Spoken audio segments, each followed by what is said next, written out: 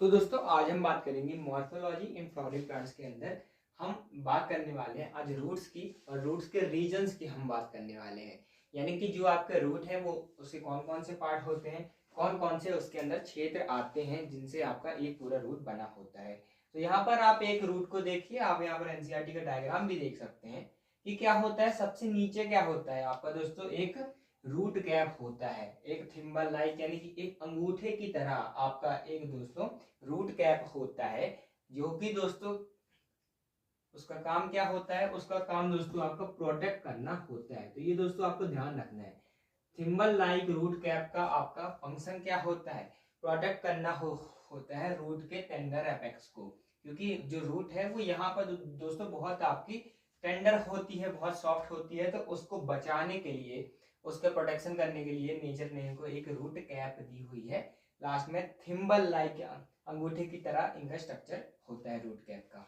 Root cap से आप थोड़ा मिलीमीटर ऊपर चलेंगे, कुछ मिलीमीटर ऊपर आप चलेंगे तो आपको देखने को मिलता है रीजन ऑफ मेरिस्टेमेटिक एक्टिविटी। तो मेरिस्टेमेटिक एक्टिविटी का रीजन, मेरिस्टम क्या होता है दोस्तों, मेरिस्टम दोस्तों ऐसे दोस्तों आपके टिश्यूज होते हैं जो कि रिपीटेडली डिवाइड करते हैं, और इनका काम क्या होता है, सेल डिवाइड करके प्लांट को ग्रोथ प्रोवाइड करना। तो मेरिस्टेमेटिक एक्टिविटी का जो रीजन है उसमें कौन से सेल आते हैं, आपके मेरिस्टम सेल आते हैं। यहाँ पर जो रूट का एपिकल मेरिस्टम होता है वो आपका यहाँ पर आ जाता है, और इनका काम क्या है, डिवाइड करना इनका काम है कि बहुत सारे सेल्स हमको बनाने हैं, डिवाइड करके प्लांट को सब जगह तक नीचे तक पहुंचाना है। और थिन वॉल्ड ये होते हैं क्योंकि दोस्तों जब कोई डिफरेंशिएट हो जाता है तब उसकी वॉल थिक हो जाती है, क्योंकि फिर तो उसको ज्यादा डिवाइड करना नहीं है, उसका तो काम फिक्स हो गया। लेकिन ये जो है थिन वॉल्ड इसीलिए है क्योंकि इनको रिपीटेडली डिवाइड करना पड़ता है। और एक और बात इनके बारे में आपको ये ध्यान रखनी है, इनके पास क्या होता है, डेंस साइटोप्लाज्म। यानी कि साइटोप्लाज्म जो है living component of the cell जो है आपका,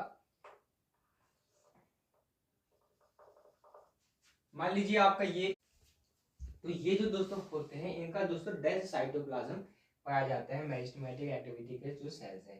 अब ऐसा डेंस साइटोप्लाज्म क्यों है, क्योंकि दोस्तों इनको क्या करना है, रिपीटेडली डिवाइड करना है। तो अगर इनका साइटोप्लाज्म डेंस होगा तभी ये बाकी सेल्स को दोस्तों अच्छी तरीके से साइटोप्लाज्म का डिस्ट्रीब्यूशन कर पाएंगे और जो है अपनी ग्रोथ को बढ़ा पाएंगे। क्योंकि एक सेल से दूसरा सेल बनना है, इससे भी आगे और सेल बनने हैं, तो इस छोटे सेल के पास भी साइटोप्लाज्म क्या होना चाहिए, डेंस होना चाहिए, ज्यादा होना चाहिए, उसमें जो कंटेंट है वो आपका ज्यादा होना चाहिए। तो इसीलिए ये जो है आपका क्या होता है, दे हैव डेंस साइटोप्लाज्म। तो ये आपको दोस्तों ध्यान रखना है। अब हम देखते हैं कि ये रीजन ऑफ इलोंगेशन और रीजन ऑफ मैच्योरेशन का काम क्या काम होता है।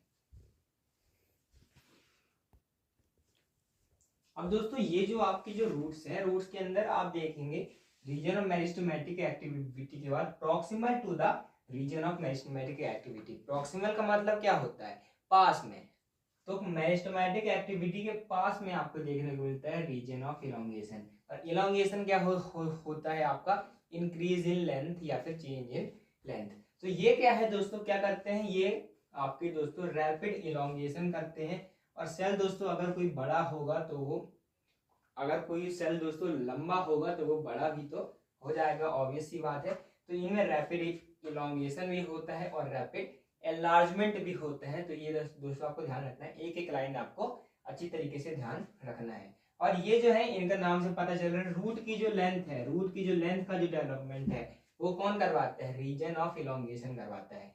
मेरिस्टेमेटिक एक्टिविटी का काम क्या है, रीजन ऑफ मेरिस्टेमेटिक एक्टिविटी का उनका काम है डिवाइड करना। लेकिन ये क्या करते हैं, ये जो है इनके जो सेल्स हैं ये दोस्तों ग्रोथ ऑफ रूट लेंथ करवाते हैं। इसके बाद हम देखते हैं रीजन ऑफ मैच्योरेशन।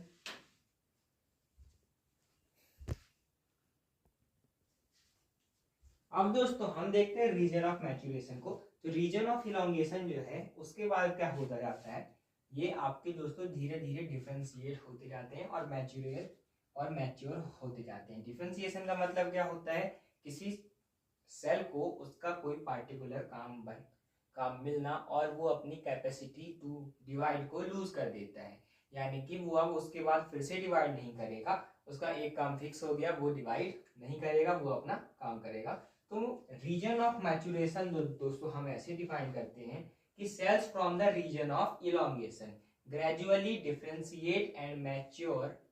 ये दोस्तों आपको ध्यान रखना है, मैचुरेशन जो है वो आपका होता है, और मैचुरेशन होगा तो आप जानते हैं डिफरेंशिएशन भी होगा।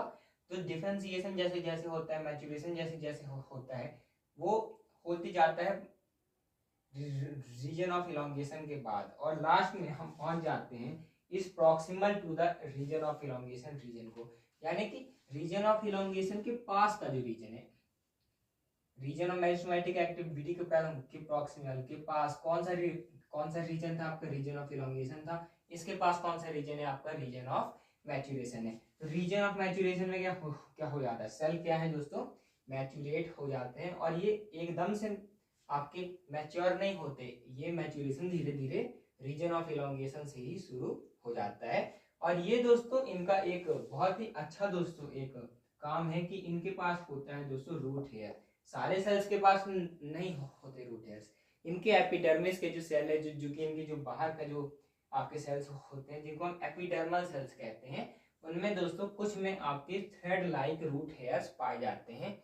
और ये जो स्ट्रक्चर्स है, ये जो रूट हेयर्स है, वो आपका क्या करते हैं, ये H2O और मिनरल्स को दोस्तों एब्जॉर्ब करते हैं सॉइल से।